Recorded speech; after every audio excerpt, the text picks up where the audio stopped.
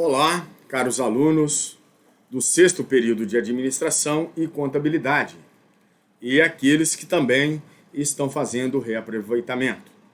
Na aula passada, nós estudamos sobre os princípios gerais do direito do trabalho, vimos os princípios constitucionais e os princípios do próprio direito do trabalho. E hoje, senhores, nós falaremos sobre a interpretação, a integração e a aplicação do direito do trabalho.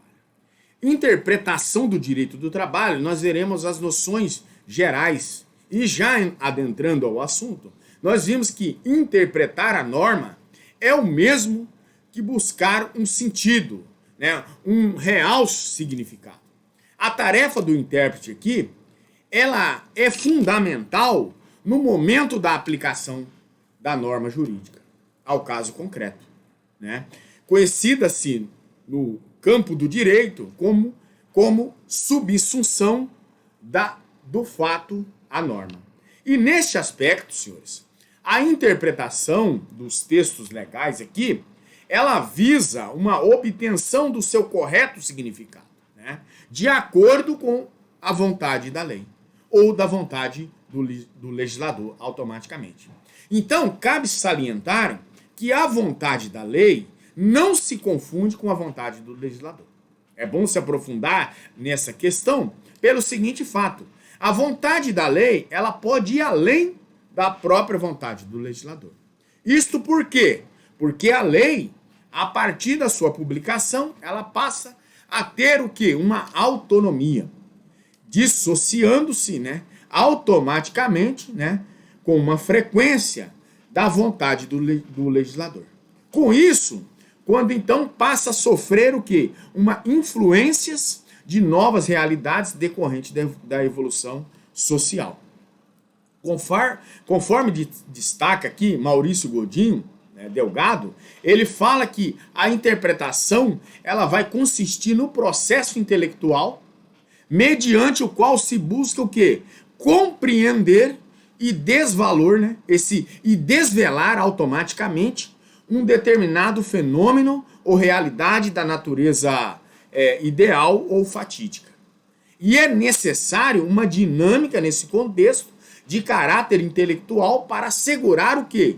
Ao seu agente uma aproximação do conhecimento da realidade circundante aí.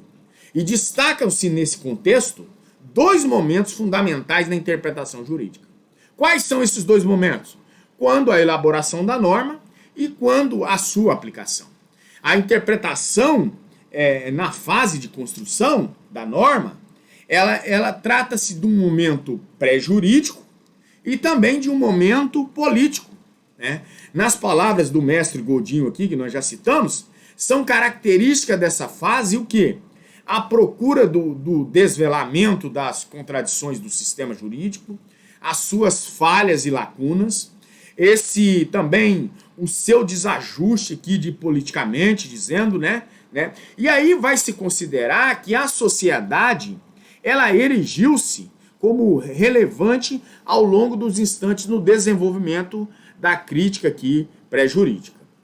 E a interpretação no direito construído do momento jurídico, nesta fase não se discute mais ideias. Busca aqui a análise da norma jurídica, que vai se sobressair a noção de coerência. Ou seja, a ciência do direito através de quê? Em segmentos especializados aí da hermenêutica jurídica, que a hermenêutica jurídica, por si só, ela busca fornecer um imensurável, um instrumento e regras para que tenha o quê? A garantia do alcance a um patamar mais elevado de quê? De concretização da interpretação jurídica. Hábil ao quê? A qualificá-la como ciência, segundo o mestre Godinho Delgado traz para nós. Ou seja, o que ele está querendo dizer? Que ela busca interpretar o direito de forma objetiva e com métodos próprios. E essa hermenêutica jurídica é imprescindível para nós trazermos até aqui e falarmos das distinções relevantes aqui entre interpretação e hermenêutica. A interpretação, senhores, é o processo, ela passa a ser o processo. E a hermenêutica é a ciência, né, relacionada a este processo, utilizando-se aqui dos princípios, das teorias, dos métodos de concretização, assim por diante. Interpretação e integração, por si só, interpretação é a busca da compreensão e a reprodução intelectual de uma dada realidade aqui, conceitual ou normativa. Já a integração é o processo de preenchimento de lacunas aqui por meio da analogia, dos costumes, dos princípios gerais do direito, da doutrina, da equidade e do direito comparado. Interpretação e aplicação, cabe salientar que a aplicação corresponde ao quê? Ao processo, né? Ao processo final, depois de enfrentadas aqui as etapas de interpretação, de integração e de aplicação. Logo, senhores, é o momento de subsunção do fato à norma. Interpretação extensiva e analogia, todo esse material será passado para os senhores também, né? Interpretação e analogia, a analogia ela busca o quê? Aplicar uma norma a um dado concreto, para o qual a mesma não foi elaborada. Já a interpretação extensiva, ela é o quê? É a operação por meio do qual o intérprete ele confere o máximo de potencial de sentido aí, né? E a abrangência da norma. Analogia e indução, ela vai dizer que é o quê? Que corresponde ao processo lógico comparativo, né? Para analogia, e aplica-se a norma a figuras semelhantes, mas essas espécies aí de espécies distintas, tá certo? Já a indução ocorre entre figuras de uma mesma espécie. Então, se a analogia ela é de figuras semelhantes, já a indução ela é de figuras da mesma espécie, tá certo? Função e a apresentação e a função da interpretação jurídica. A função da interpretação jurídica é o quê? É a operação interpretativa e ela não se resume aqui simplesmente em pensar de novo naquilo que já foi pensado por outro. Não. E sim, ela vai pensar até o fim aquilo que já começou a ser pensado por outro. Nesse sentido aqui, nós vemos que a interpretação ela vai ter de se unificar com o processo de racionalização. Assim, dentro dos sistemas jurídicos contemporâneos, nós vemos que com o aprofundamento de mecanismos aqui combinados, ela, em primeiro lugar, ela vai obter aqui, ela compõe aqui o conceito de jurisprudência. E métodos jurisprudenciais, né, nos próprios tribunais, e por fim ainda, métodos de uniformização de jurisprudência interpretativa da Constituição correspondente àquele Estado-membro, tá certo? Essa conjugação, senhores, ela traz na ponta da lança aqui, automaticamente, um quarto componente. E qual será esse quarto componente? Já direi para os senhores. Que é a concepção e a prática da interpretação jurídica, como objeto de uma ciência e não como construção criativa aí própria de cada intérprete conclusivo do direito. Ainda se destaca aqui a interpretação jurídica. Ela vai possuir duas vertentes, né? Que é de extrema valia. Qual a primeira vertente? A primeira delas é do formalismo. E a outra é uma progressividade, uma progressista. É a formalista e a progressista. Na visão formalista, interpretar é descobrir o sentido e o alcance das expressões contidas nas normas jurídicas. E defende a utilização aqui de métodos de interpretação que viole o juiz a aplicação da lei, proporcionando automaticamente, né, uma segurança jurídica ali para as partes que litigam ali. Já na visão progressista, a interpretação ela é mais que filosófica, né? Por quê? Permitindo a construção das possibilidades de interpretação da norma jurídica pelo juiz, considerando aqui a força da Constituição e os seus princípios automaticamente. Seguindo essa vertente aqui, progressista, né? Mário de la Cueva, ele sustenta que a interpretação do direito do trabalho, ela consiste em julgá-lo de acordo com a sua natureza.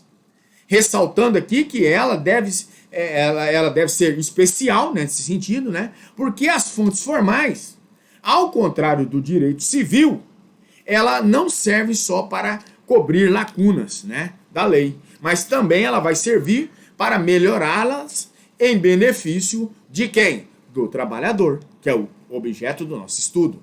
Contudo, interpretar se torna automaticamente descobrir o sentido e o alcance das expressões ali contidas nas normas jurídicas, né, na consonância com a força normativa da Constituição.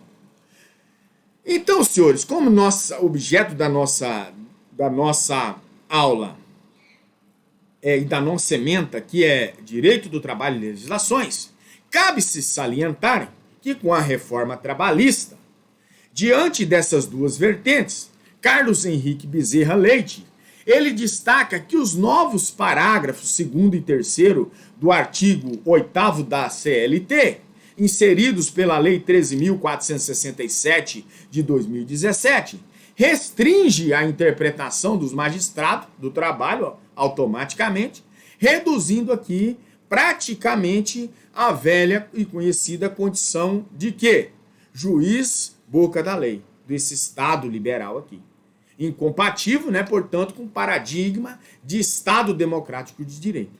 Impõe a esses magistrados o dever de observar sempre os valores e normas aí, princípios e regras contidos aí, como, aliás, lá no artigo 1º do novo CPC, CPC esse novo que a gente se acostumou a dizer, mas já é um CPC que tem 5 anos, né, que é desde o CPC de 2015. Tipologias da interpretação jurídica. Informa Godinho, Maurício Delgado, ele fala que, ele diz que tipologias são fórmulas de agrupamentos de categorias utilizadas aqui pelas ciências. Para quê? Para efetuar uma sistemática e comparativa dos objetos agrupados. A hermenêutica jurídica, ela vai se destacar por 3 tipologias da interpretação do direito. Quais são elas? Tipologia segundo a origem da interpretação, tipologia segundo os resultados da interpretação e tipologia segundo os métodos da interpretação. E para que nós, como nós estamos em uma academia, né, nós devemos salientar e explicar cada uma delas. E a primeira que nós passaremos a expor é sobre a tipologia segundo a origem da interpretação. Ela vem com mais 4 vertentes. Ela vai dizer que ela é legal, autêntica, judicial, doutrinária, administrativa. A legal e autêntica, ela se torna, essa tipologia segundo a origem da interpretação, essa legal e autêntica, ela vai ser realizada pelo próprio órgão da ciência, o órgão criador dessa ciência norma, né? Exemplo, quem é esse órgão criador? É o Poder Legislativo. Eu até digo que nós temos uma ferramenta imprescindível em nossas mãos e que às vezes a utilizamos de forma negligente, imprudente e imperícia, né? Que é o nosso voto. E aí, nessa legal autêntica, que é feito pelo Poder Legislativo, nós colocamos lá qualquer banana e esse banana vai fazer inúmeras outras cagadas. A judicial é a interpretação dada pelo Poder Judiciário automaticamente, dentro dessa tipologia segundo a origem da interpretação. E a doutrinária? A doutrinária, ela é realizada por quem? Pelos juristas, em seus pareceres e obras jurídicas automaticamente. Já a administrativa é realizada pelos órgãos da administração pública, mediante portarias, instruções e normativas. Tipologia segundo os resultados da interpretação. Ela vem com 3 vertentes. Quais são elas? Declarativa, extensiva e restritiva. A declarativa, o próprio nome já se disse, que é limitar a declarar o que está expresso na lei. A extensiva, ela amplia o alcance da norma para o além do exposto ali na lei. Então, já o próprio nome se diz extensa, que ela dá essa extensão à lei, uma vez que o legislador disse menos do que ele queria dizer, tá certo? A restritiva, ela reduz, né, o alcance expresso na lei, uma vez que o legislador disse mais do que queria dizer aqui. Então, senhores, os próprios nomes dentro dessas tipologias já vão dando o ar da graça e, em um caso de uma cobrança em prova, está fácil aqui de dar os conceitos ali que for solicitado pelo professor. Tipologia segundo os métodos de interpretação, né? Aí ela vai se estender um pouco bem mais aqui, porque ela vai dizer primeiro, né? O primeiro deles, que é método gramatical linguístico. O segundo é o método lógico-racional, o método sistemático, o método teleológico ou finalístico e o método heurístico, né? Então, dentro desse contexto, e aí depois nós vamos ver, quando nós começarmos a explanar aqui esse último conceito de tipologia, né? E aí nós falaremos o que a reforma trouxe para nós nesse contexto de direito do trabalho e legislações esparsas aí que acompanham o nosso conteúdo, né? Tipologia segundo os métodos de interpretação. Vamos ao primeiro dele, método gramatical ou linguístico. O método gramatical ou linguístico, ela tem por objeto a análise literal do texto legal. É uma análise literal daquele texto. A função gramatical das palavras ali da lei, né? E esse método, ele está centralizado na vontade do legislador, a qual ela passa a ser aferida a partir das palavras utilizadas. E aí é importante salientarmos, né, que o método inicial da aplicação do processo de interpretação da norma jurídica, não devendo, contudo, ser utilizado isoladamente, né, nesse contexto.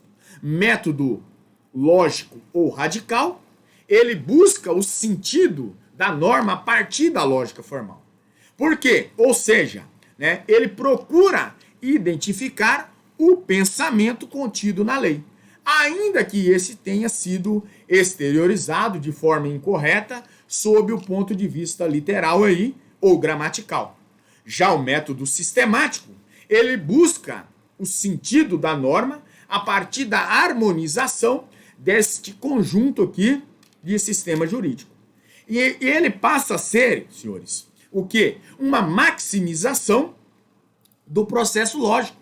De forma que está se buscando aqui nesse contexto o quê? O pensamento contido aqui no conjunto de normas, né, que é desse sistema jurídico sobre determinada matéria. Então, nesse contexto, nós vamos ver que essa busca desse pensamento num conjunto, num conglomerado desse sistema jurídico. Já o método teleológico ou finalístico, ele busca o quê? O sentido da norma jurídica automaticamente a partir dos fins do fim em si mesma, né? No fins da mesma. Então, nesse contexto, a lei de interpretação, a lei de introdução ao Código do Direito Brasileiro, que é a LINDE, em seu artigo 5º, ela vem e privilegia automaticamente a utilização do método teleológico, né, nos seguintes termos, que ela vai dizer: na aplicação da lei, o juiz atenderá aos fins sociais e que ela se dirige e às exigências do bem comum. No mesmo sentido, o artigo 8º da CLT, da Consolidação das Leis Trabalhistas, ele dispõe que nenhum interesse de classe ou particular deve se prevalecer sobre o interesse público, né? Então, o interesse público irá sempre prevalecer. Já no método histórico, o nome por si só já se diz. Ele vai dizer o quê? É a busca de reconstruir a vontade do legislador, se baseando na investigação dos antecedentes da norma, como projeto de lei, exposição de motivos, contexto histórico, econômico, social e aí por diante. Os métodos de interpretação não se excluem, né? E nem devem ser utilizados isoladamente. Isso é bom salientar. Por quê? Como regra geral, vai se aplicar aqui ao ramo justo-trabalhista, que é o conjunto de métodos de interpretação utilizados no direito comum.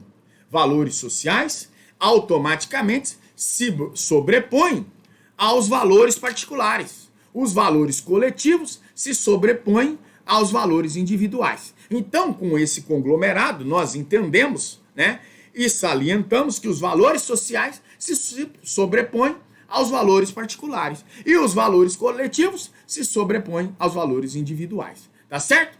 A reforma trabalhista, senhores, no anterior parágrafo único do artigo 8º da CLT, ele foi alterado, né? Se já é anterior, é porque foi alterado. E ela passou a prever o direito comum será subsidiário do direito do trabalho. E aí, desse modo, né, nós vamos entender que não é possível a aplicação do direito comum sem que haja compatibilização com os princípios do trabalho, tá certo? Sistemas teóricos de interpretação, né? Maurício Godinho Delgado, ele fala esses diferentes sistemas.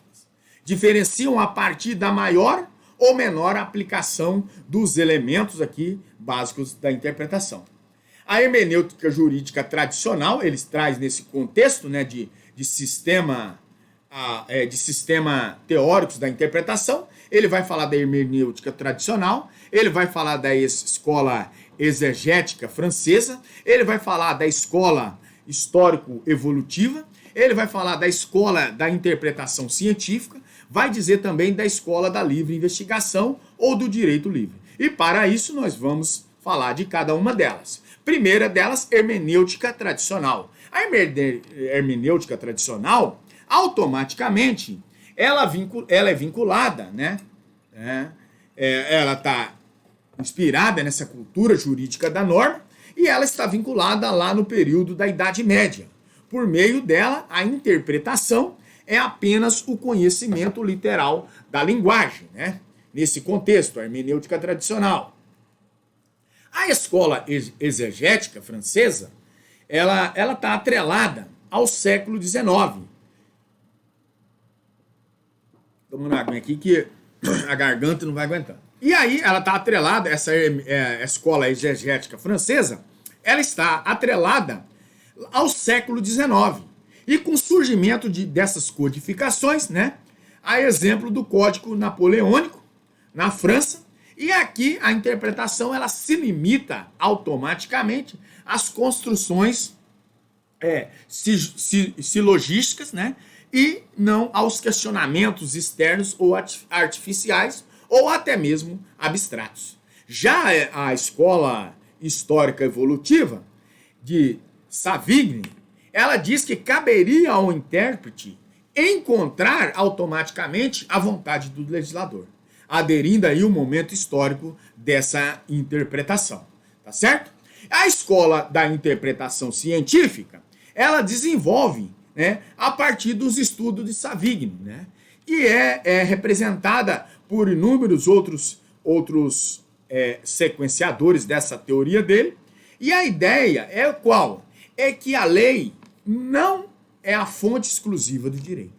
E se deve interpretar a partir da dinâmica da vida. Muitas das vezes, né, dissociadas daquelas sequências presentes aí à época do legislador originário, segundo Savigny, né? A escola da livre investigação, ou do direito livre, de Bulov, ele vai tratar, ele propõe aqui de uma intensificação do papel do intérprete. Para essa escola, a interpretação ela deve estar buscando que as necessidades do caso concreto, dentro dessa noção de uma dinamicidade aqui, podemos dizer dessa forma, do direito, e levando em conta o quê? A compreensão do juízo, e por isso ela vai estar atrelada automaticamente à ideia de livre investigação, tá certo? Hermenêutica constitucional e direito do trabalho, né? Hermenêutica constitucional e direito do trabalho. O direito do trabalho moderno, senhores, conforme as lições de Maurinho Godinho Delgado, ela tem grandes desafios aqui. Dentre eles, senhores, concretizar a dimensão constitucional de 1988. E aí, dentro desse contexto, nós já abriremos um outro tópico, que é disfunções no processo interpretativo. As disfunções, elas podem decorrer do quê? Do mau uso dos métodos interpretativos, dessa combinação equivocada desses métodos, né? E além disso, ela passa a ser possível que seja uma sequência de obstáculos indicados na interpretação constitucional. Aí ela vem e se destaca-se em 3 tipos de funções. A interpretação por inércia, que é aquela, apesar do avanço legal, ela insiste na reprodução do quadro normativo anterior, né? Ela vai sempre se remeter à situação anterior, né? A interpretação fragmentada, ela tem por equívoco analisar a norma de forma isolada e pontual, sem o quê? A verificação do ordenamento jurídico como um todo. A interpretação reducionista, ela é aquela em que a diminuição acentuada de seus efeitos jurídicos proposto pela norma. Então, por isso que ela é reducionista. Ela acaba reduzindo a norma nesse contexto. E aí nós vamos entender, e cabe aqui nós abrimos um parênteses de imediato, porque, e devemos ter um maior cuidado, porque as disfunções interpretativas, elas acabam gerando o quê? Uma interpretação regressiva do direito. E cabe salientar que essa interpretação fragmentada, ela pode gerar um efeito oposto, a qual seja a interpretação progressiva do direito, né? E aí, mesmo assim, ela deve ser evitada porque ela acaba por comprometer o conjunto lógico normativo. Esse conjunto aqui de conglomerados, prejudicando outros aspectos aqui progressistas presentes no sistema do direito do trabalho. Interpretação do conceito no direito do trabalho, né? Integração no direito do trabalho, que é o nosso novo tema. Por aqui nós paramos com a interpretação, né? E passaremos a falar sobre integração no direito do trabalho, que é o nosso segundo tópico de hoje, tá certo? Então, pessoal, essa integração no direito do trabalho, a conceituação é de que a integração jurídica, ela é o processo de preenchimento de quê? Das lacunas apresentadas no sistema jurídico. Integrar é o mesmo que completar, inteirar e colmatar lacunas presentes no ordenamento jurídico. Então, nós trouxemos aí vários sinônimos de integração. Integrar é complementar, inteirar, colmatar e as lacunas do ordenamento jurídico. De acordo, senhores, com o artigo 8º da CLT, havendo lacunas na lei ou em normas coletivas, poderá ser utilizado o quê? Né? Para suprimento dessas lacunas, a jurisprudências, a analogia, a equidade, os princípios gerais do direito, inclusive os princípios do direito do trabalho, os usos e costumes e o direito comparado, né? Ainda como visto, o parágrafo 1º do referido artigo dispõe que o direito do trabalho comum também poderá ser utilizado para colmatar, né? Complementar, inteirar as lacunas gerais. Tipos de integração jurídica. E aí nós vamos ter Aqui, dentro desse conglomerado, nós vamos trazer, além de Maria Helena Diniz, né, que ela traz uma outra forma de tipo de integração, mas o primeiro delas, né, é tipo de integração jurídica. A integração ela vai se dar pelo quê? Pela utilização de fontes normativas subsidiárias, como nós já dissemos. Também denominado fontes supletivas, né? Que pode vir na prova de um concurso ou na prova do G2, do G1 aí, fontes normativas subsidiárias ou fontes supletivas. Há dois tipos de fontes de integração, que é a autointegração, que o operador do direito aqui se vale de norma supletiva aí, integrante do próprio sistema. No caso aqui do direito do trabalho, o intérprete utilizará as próprias normas do direito do trabalho contidas na Consolidação das Leis Trabalhistas, que é a CLT, para suprir essas lacunas. E a heterointegração, que é quando o operador do direito vale da norma supletiva, né, que não integra as fontes do direito, as fontes principais, né, do direito. O intérprete aqui ele promove um diálogo das fontes normativas, utilizando de sistemas aí, subsistemas, né, automaticamente normativos, para complementar, matar aqui as lacunas. São exemplos aqui que eu trago para os senhores: a jurisprudência, a equidade, o direito comparado e o direito comum. Ressalta-se, senhores, que a heterointegração somente poderá ser utilizada se esse subsistema estiver em sintonia com as regras e os princípios do direito do trabalho, que é o mais coerente, né? A heterointegração, ela pressupõe a existência não apenas tradicionais nas lacunas aí normativas, mas também das lacunas ontológicas, né, que é o envelhecimento da norma, e a axiológicas, que é os valores da norma, né? Axiológico vem de soma, soma, valores da norma. E aí, para Maria Helena Diniz, ela vem e aponta mais 3 espécies de lacunas, que ela vai falar da normativa, da ontológica e da axiológica, né? Nesse contexto. A normativa, ela vai dizer que há ausência de norma sobre determinado caso. Já a ontológica, existe a norma, mas ela sofre um envelhecimento, né, que o próprio nome já diz, em relação aos fatores sociais, políticos e econômicos que inspiram o quê? A sua criação. Ou seja, a norma não mais corresponde aos fatos sociais, econômicos, políticos e atuais. A axiológica é a ausência de norma. Isto é, existe um preceito normativo nesse contexto, mas se for aplicada, a solução do caso será manifestamente injusta. O artigo 4 da Lei de Introdução ao Direito Brasileiro, ela diz o seguinte, o artigo 4.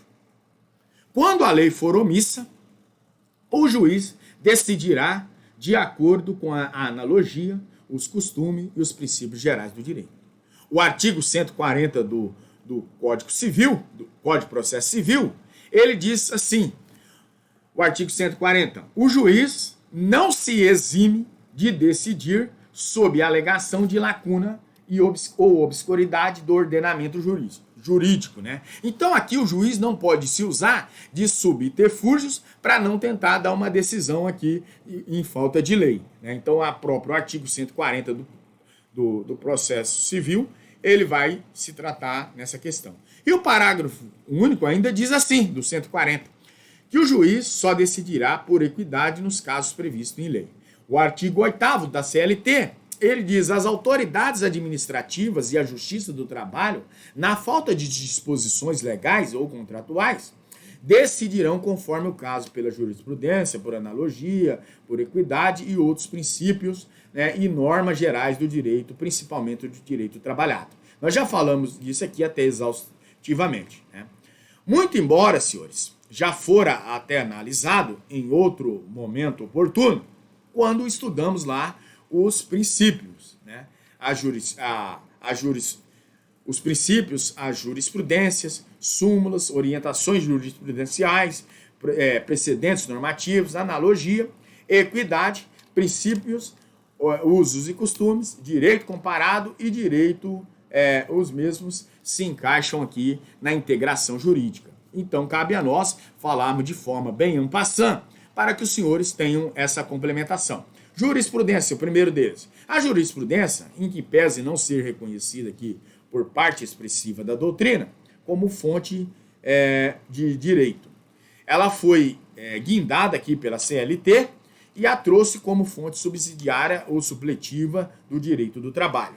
As súmulas, elas são entendimentos sedimentados aí pelo TST, sobre determinada matéria. Embora não sejam vinculantes, elas carregam consigo aí um peso de um grande número de julgados anteriores no mesmo sentido. De forma que o operador do direito, ele tem antemão aí uma prévia do que acontecerá com uma demanda, né, que chegue até o TST, versando aí sobre aquele conteúdo. Então, o advogado já vai ter, o defensor ali, ele já vai ter uma noção das decisões reiteradas naquela sessão ali, naquela câmara, no tribunal, para saber a decisão, para entrar com a medida e terá mais ou menos uma noção. Orientações jurisprudenciais, que são as OJs. Ela possui os mesmos objetivos das súmulas, né, que são posicionamento do TST a respeito de determinados assuntos. Precedentes normativos são decisões reiteradas em sentenças normativas, né, decisões dos dissídios coletivos, a fim de posterior uniformização. A reforma trabalhista, senhores, ela trouxe aqui, né, ela nos traz uma atenção especial nesse contexto. Por quê? Em relação ao parágrafo 2º do artigo 2º, do artigo 8º da CLT. Vedando aqui que súmulas e outros enunciados sejam, que restringam direitos. Observe que essa limitação aqui trazida, né, pela reforma, ela contraria o quê? O próprio caput do artigo 8º da CLT, que permite que a jurisprudência seja aplicada como norma subsidiária, né? E ainda, né, a atenção maior que nós trazemos ao artigo 702, F da CLT, que estabelece que ao tribunal pleno compete o quê? Compete a esse tribunal estabelecer ou alterar súmulas e outros enunciados de jurisprudência pelo voto, né, pelo voto de pelo menos 2/3 de seus membros, caso a matéria já tenha sido decidida de forma idêntica por unanimidade.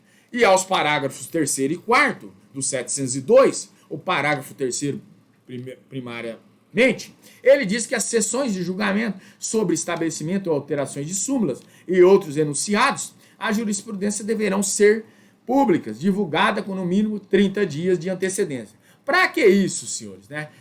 Deverão os senhores estar se perguntando. Para que tenha conhecimento, ela tenha um percurso durante todo o estado, durante todo o território nacional. E ali as pessoas saibam e evitar, né, saibam e que determinada tribunal tenha aquele entendimento. E aí que evite demandas desnecessárias, meramente protelatórias, muitas das vezes. E o parágrafo 4º, ele diz o estabelecimento ou alteração de súmulas e outros enunciados de jurisprudências pelos tribunais regionais do trabalho deverão observar o disposto da linha F do inciso 1 e no parágrafo 3º deste artigo. Está falando a mesma coisa dos anteriores.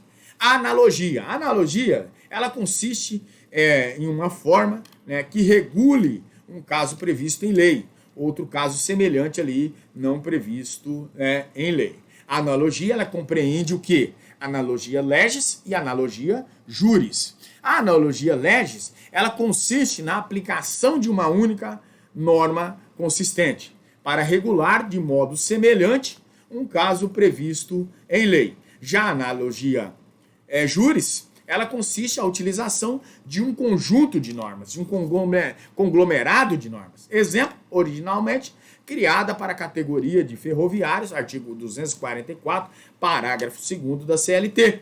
A figura também A figura do tempo de sobreaviso, né, foi estendida por analogia aos eletricistas, conforme depreende a súmula 299 do TST, que diz o seguinte, essa súmula: sobreaviso, eletricitários, por aplicação da analogia do artigo 244, parágrafo 2º da CLT. As horas de sobreaviso dos eletricistas serão remuneradas à base de 1/3 sobre a totalidade das parcelas ali de natureza salarial. A jurisprudência, senhores, né, ela vai dizer que a analogia é a aplicação analógica do artigo 72 da CLT ao empregado rural, atividade de corte de cana, açúcar, né, de cana de açúcar, ela traz uma pausa de descanso ali, obrigatória, a norma regulamentar 31 do Ministério do Trabalho, e emprego, a aplicação da analogia do 72, é a possibilidade ali elencada, já sacramentada.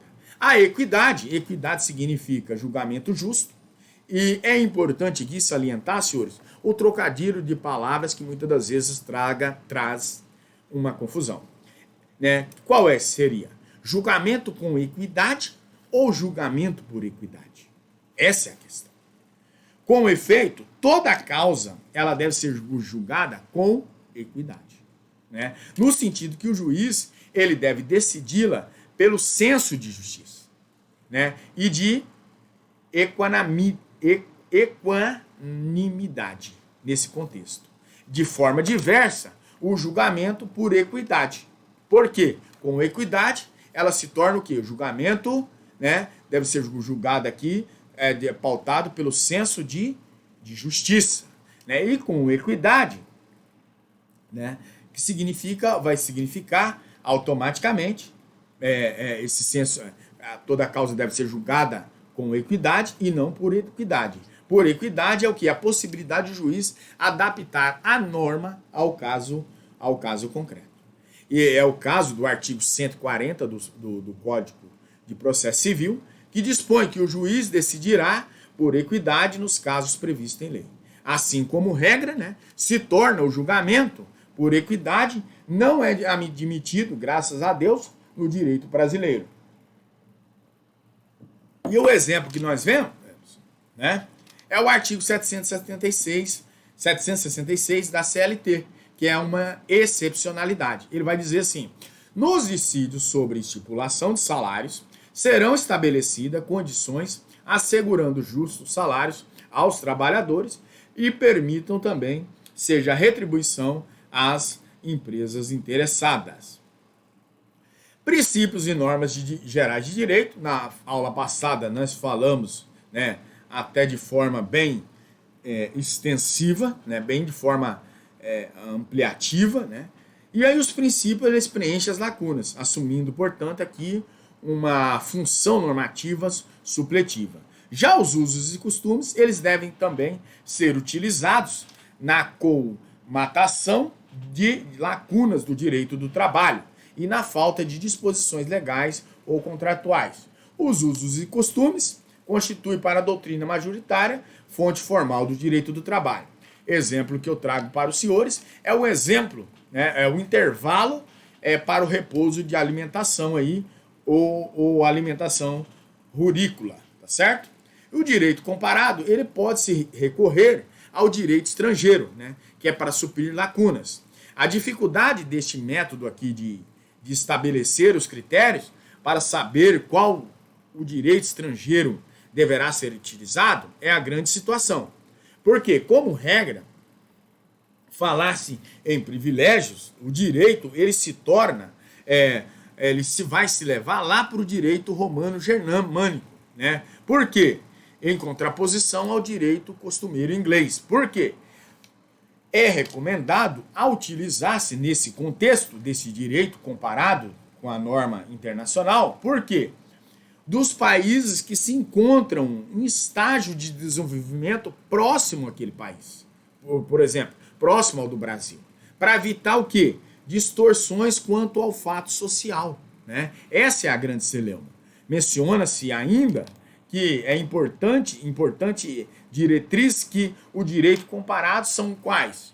As recomendações da OIT, que é um acervo, esse acervo é conhecido e também acessível.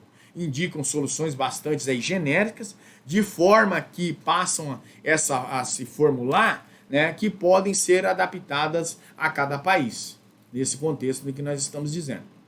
Tá certo? Direito comum, ele pode se utilizar no âmbito do jus laboral, desde que não seja incompatível com a principiologia própria do direito do trabalho. Esse direito comum que nós estamos falando é o direito civil, tá certo? Atenção, uma atenção que nós devemos ter aqui nesse direito comum é qual? É que a única condição legal é de que o interesse individual nunca prevaleça sobre o direito coletivo, tá certo? Eficácia do direito do trabalho.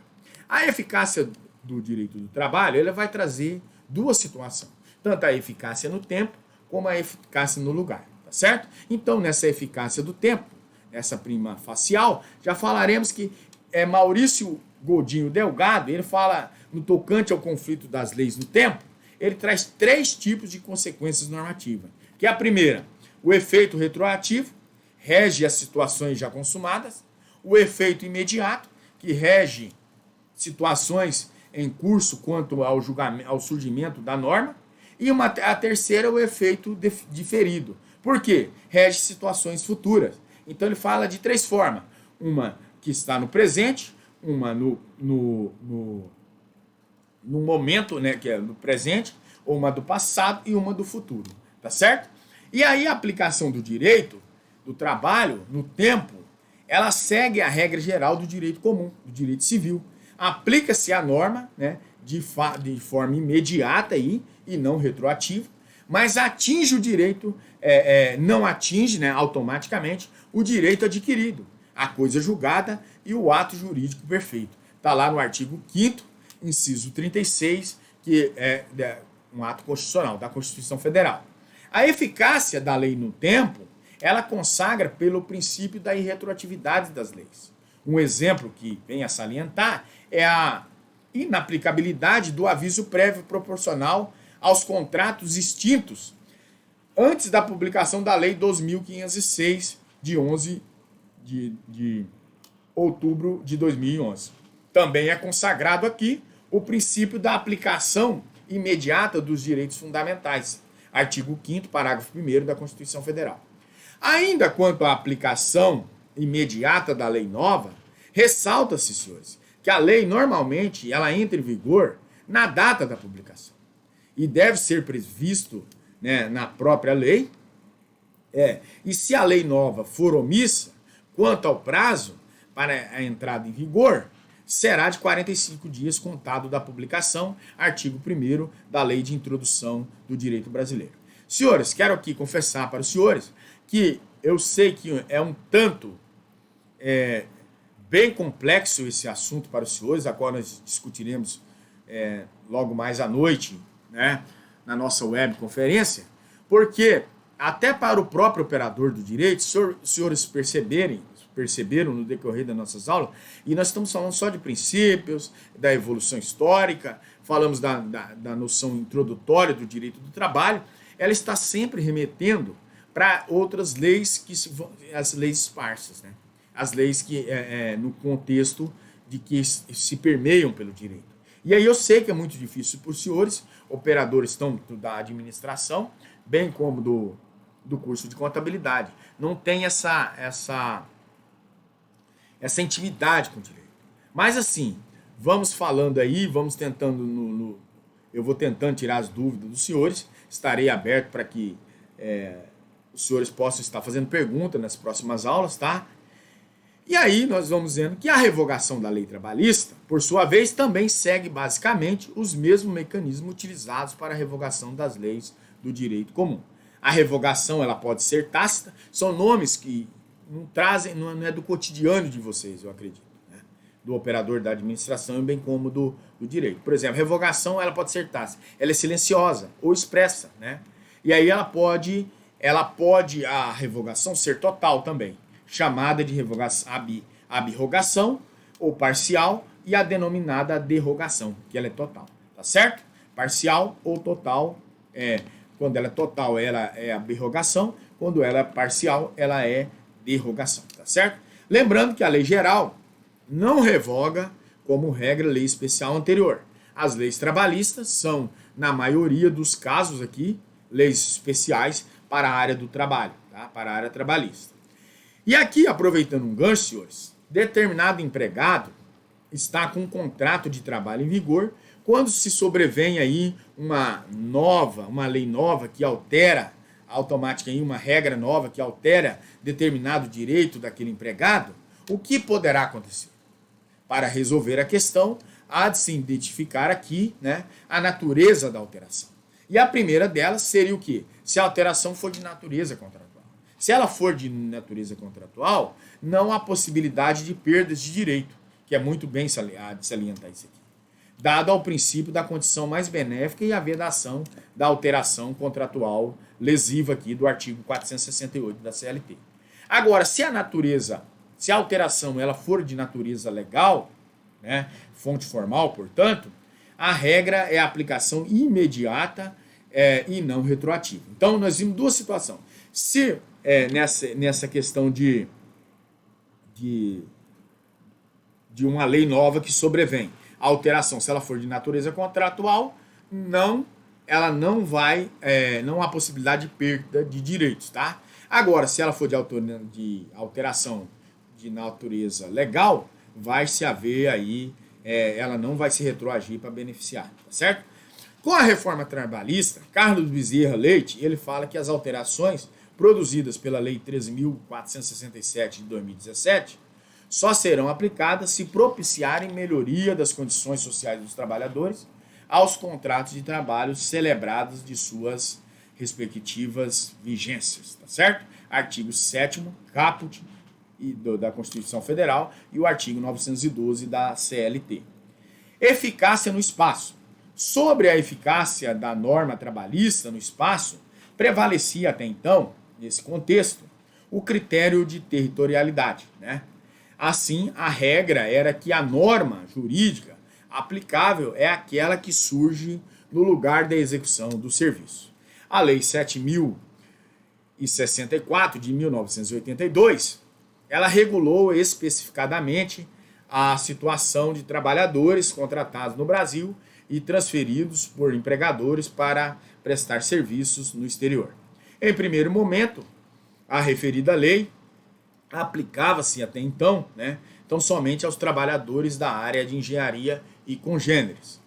Atualmente, entretanto, a partir da Lei 11.962 de 2009, passou-se a reger a qualquer espécie de atividade, tendo em vista que foi alterado o artigo 1º, né, tendo sido eliminado automaticamente a parte que limitava o alcance da Lei 7.064/92 aos empregados da área de engenharia e afins.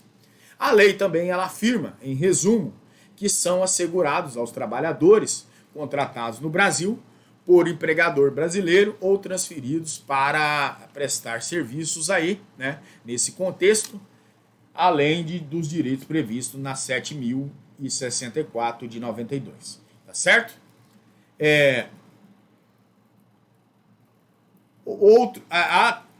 Vale lembrar que atualmente o critério para aplicação da lei trabalhista no espaço segue como regra geral o critério da norma mais favorável, tá certo? E estamos chegando já ao fim. Outros casos de lei trabalhista no espaço é o marítimo, que aplique-se à lei do país, da bandeira ou pavilhão da embarcação. Todavia, essa regra não é absoluta, né? A hipótese em que pode se aplicar o princípio do centro de gravidade, quando a causa tiver aí uma ligação, né, muito mais forte com o direito brasileiro, tá certo? Trabalho técnico estrangeiro no Brasil. Aplica-se a lei brasileira, o critério é territorial, tá certo? É o 479 da CLT e o 482. Normas coletiva e base territorial. A base territorial comum aqui aos contratantes coletivos. Por quê? Se as bases territoriais dos sindicatos contratantes são diferentes, a norma coletiva valerá no espaço geográfico correspondente à base territorial comum, né, aos dois sindicatos.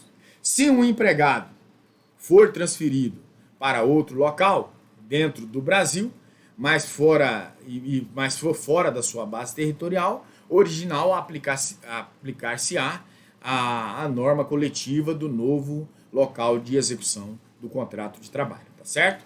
Aplicação do direito do trabalho quanto às pessoas. É o último tema nosso de hoje, né? Na próxima aula estaremos falando de um novo tema, tá certo?